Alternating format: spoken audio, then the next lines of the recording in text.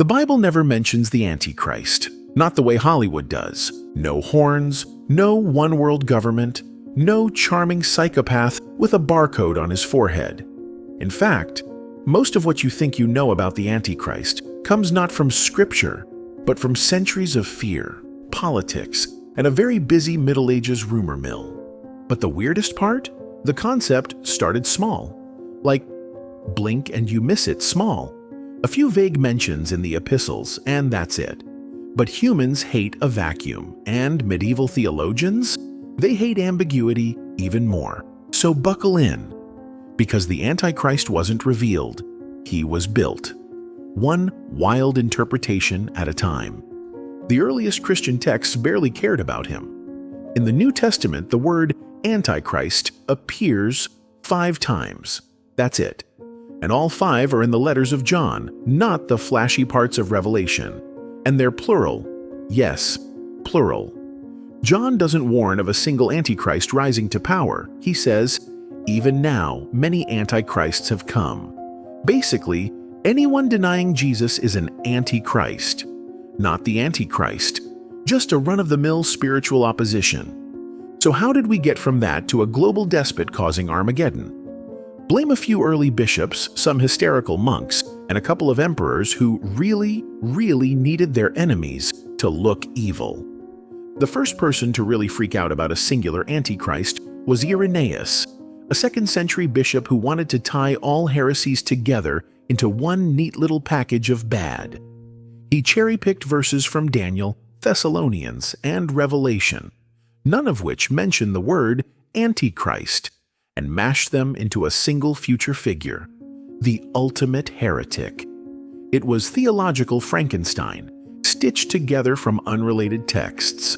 And of course, he said this Antichrist would rule from a rebuilt temple in Jerusalem, because when in doubt, blame the Jews. But it didn't stop there.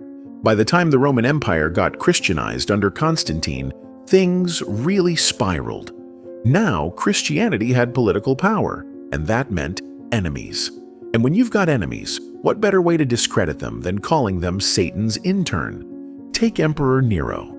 Early Christians hated him for obvious reasons. He lit them on fire, blamed them for burning Rome, and was just generally awful. So a rumor started. Nero didn't really die. He faked his death and would return as the Antichrist. Yes, people believed in Nero Redivivus, zombie Nero coming back to destroy Christianity. It was the 1st century version of conspiracy YouTube. Fast forward to the medieval period and things get extra weird. The Antichrist became a full-blown character, not just a theological concept, but a flesh-and-blood villain complete with a birth story, personality traits, and even a grooming routine.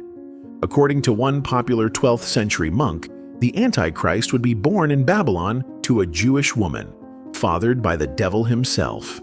He'd be educated in obscure languages, rise quickly in politics, and perform fake miracles. Because apparently being evil wasn't impressive enough unless you also spoke fluent Aramaic and knew card tricks.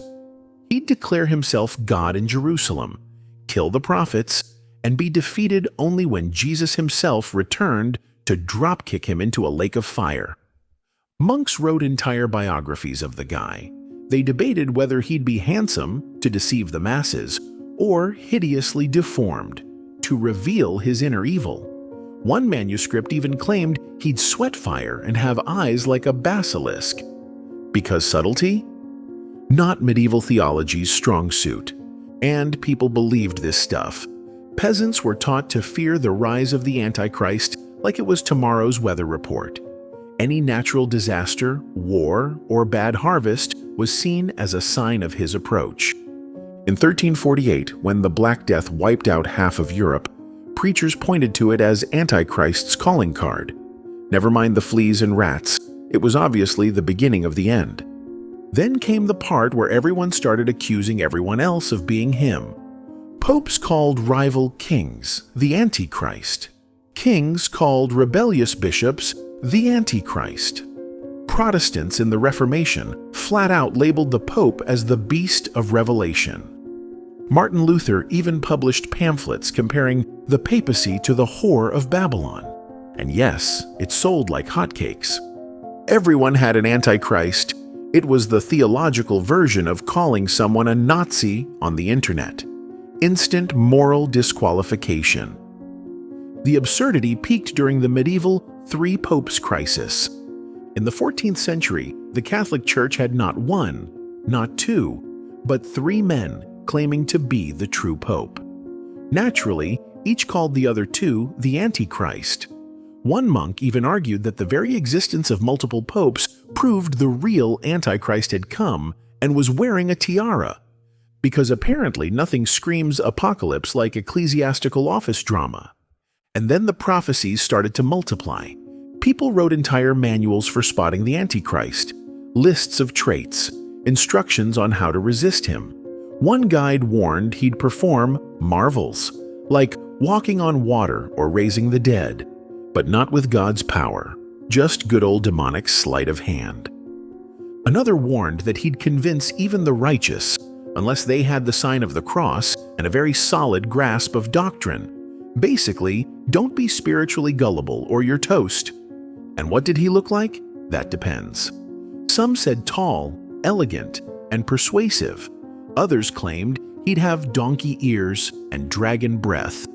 One particularly creative source claimed he'd be born with a full set of teeth so he could bite his mother during childbirth, which is horrifying on every level. But this wasn't just bedtime boogeyman stuff. It had real political consequences. Every time someone powerful wanted to stir up fear or rally support, the Antichrist narrative came out.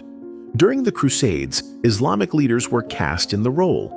During witch hunts, lone women with cats and herbs were accused of preparing for his arrival. During the Reformation, he was used like theological duct tape. Whatever didn't fit your version of Christianity must be Antichrist related.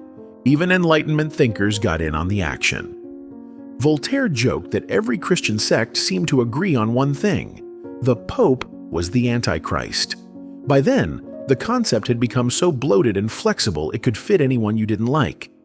And here's the kicker. This entire mythology grew out of 5 brief mentions in a single book of the Bible. Everything else? Pure human creativity, fear, and religious politics.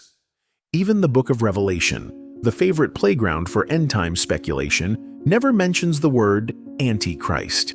It talks about the beast, Babylon, the dragon, but never explicitly ties them to the Antichrist. That's an interpretive leap. A leap made by medieval minds steeped in allegory, apocalyptic fervor, and a general distrust of literally everyone. So why did it stick? Because the Antichrist story scratches a very old itch. Humans like moral clarity, a single villain to blame when things go bad, a tidy narrative where evil has a face, a name, and an expiration date. It's comforting in a twisted way. If you can name the evil, you can fight it. If you can predict the end, you can prepare for it. And let's be honest, he's a great villain. Seductive, intelligent, terrifying. A religious Bond villain with cosmic stakes. No wonder he keeps getting rebooted. He's survived centuries of changing theology, scientific revolutions, and even Hollywood adaptations. Each time, reshaped to fit the fears of the moment. From medieval anti-Jewish myths to Cold War paranoia to barcoded beasts in bad 90s movies. We didn't just discover the Antichrist, we invented him. Then we upgraded him, again and again. Because nothing sells like fear of the end. And if you're wondering who's next to be labeled the Antichrist, just check who people are yelling about on the world stage. The names change. The fear doesn't. Want to see how fast a vague idea becomes an unstoppable cultural monster? Just give people a little scripture, a lot of fear, and time to fill in the blanks. Spoiler, they always do.